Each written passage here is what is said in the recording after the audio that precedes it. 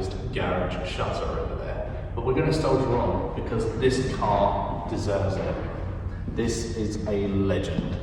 A Triumph TR6, of course. A Triumph icon, no doubt. A British icon, no doubt. A straight six roadster with performance unmatched at its time, really.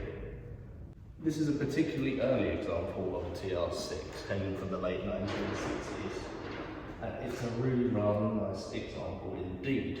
In my opinion, and the opinion of many others, it's the finest looking TR roadster there ever was. And by a lot of standards, it's the best performing too.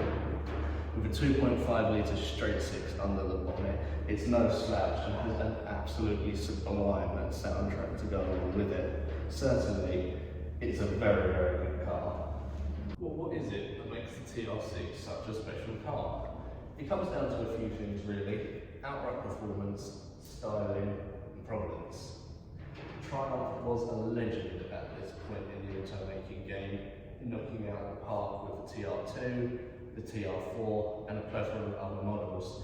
The TR6 built on those and developed them that little bit more, fine-tuned them that little bit, just to make this into what is arguably the best of the TR lineup.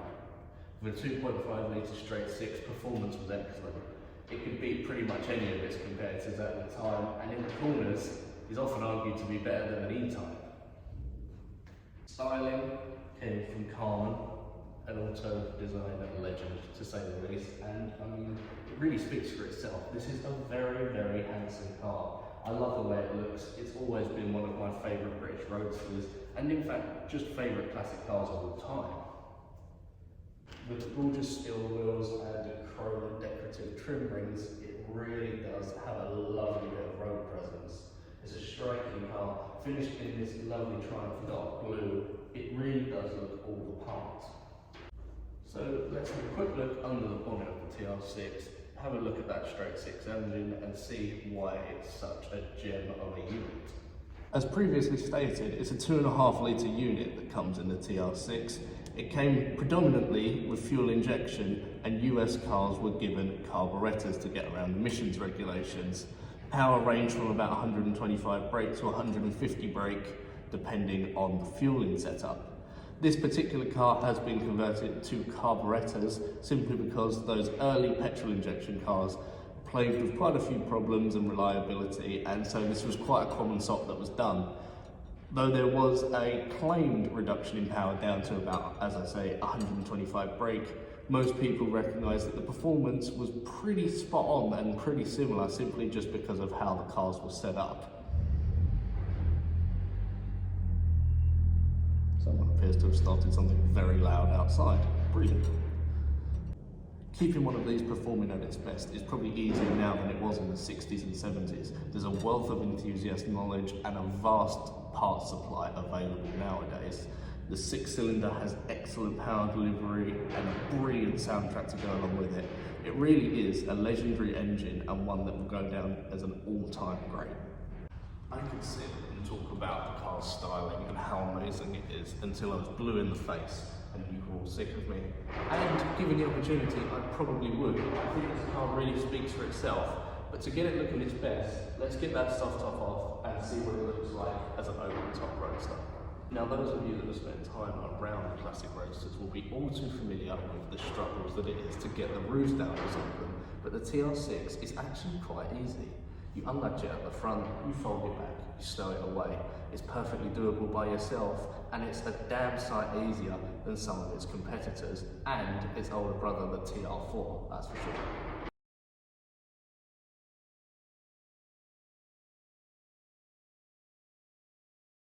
In this colour, with these wheels, and especially with the roof down, it's such a pretty car. It's a Carmen styling masterclass, that's for sure. I'm going to get it out the road and see if it lives up to the hype that surrounds it in terms of drivability. I don't think I'm going to be disappointed, to be honest. I mean, look at it. So, what's the TR6 like to drive? In a word, excellent. You've got that delightful six-cylinder soundtrack which just never gets old, and to be honest, it holds so much more merit than a lot of the roadsters of this era. In my opinion, it's the finest one of the 60s and 70s from the British motor industry. And in hushed whispers, I think it's better than an E-Type. Power delivery is nothing short of brilliant in this. It was probably the quickest car of its era in this realm. A lot of people will agree with that, some won't, but I mean, when you listen to this, it's hard to disagree. It holds the road really nicely, cornering is really solid, and to be honest, I have no complaints about the driving of this car. As you get moving, especially in third, it's a really rewarding car to drive. It's plenty lively, it's good fun. It's hard not to love a TR6, and when you get behind the wheel, that love just really accelerates.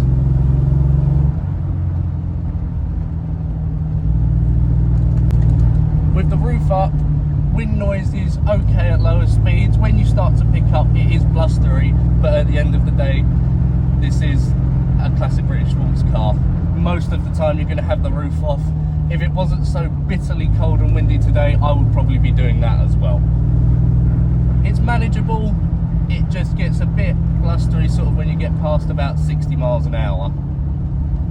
Slow down for these women and children.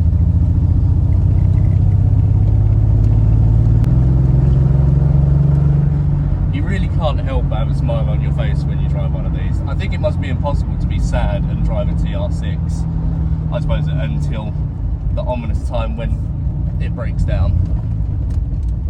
Just driving through what seemed like minor floodwaters here, the joys of being in rural England. As we get up the hill.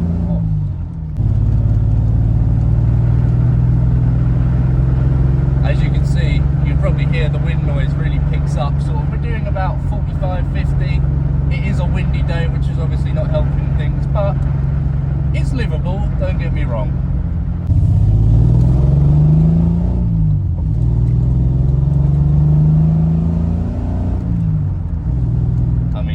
That is just excellent.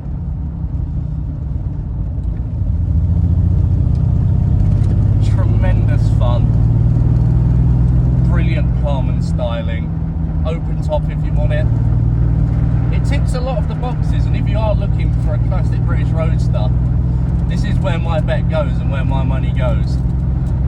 It's a radical statement, but I prefer it over an E-Type, as I previously said. There's that lovely DNA of the original, the early TR2s, and even the 4s. It's all very reminiscent of that, but just tuned up a little bit nicer.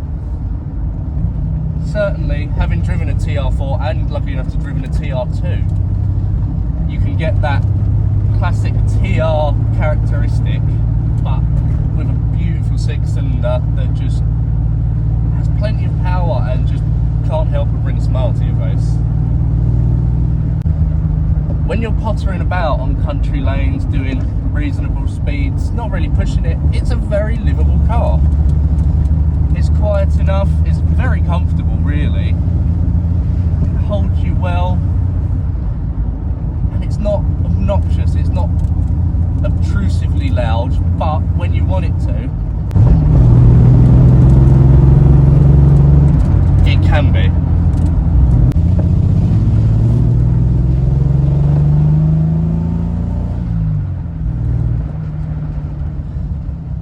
Fun thing is, when you want to have fun, the TR6 is more than capable. It's lively if you push it. Obviously, when I'm just sitting now, it's perfectly sedate and it doesn't feel like it's going to kill me or throw me in that hedge over there. But if I did really push it, I know it would reward me and it would be a hell of a lot of fun.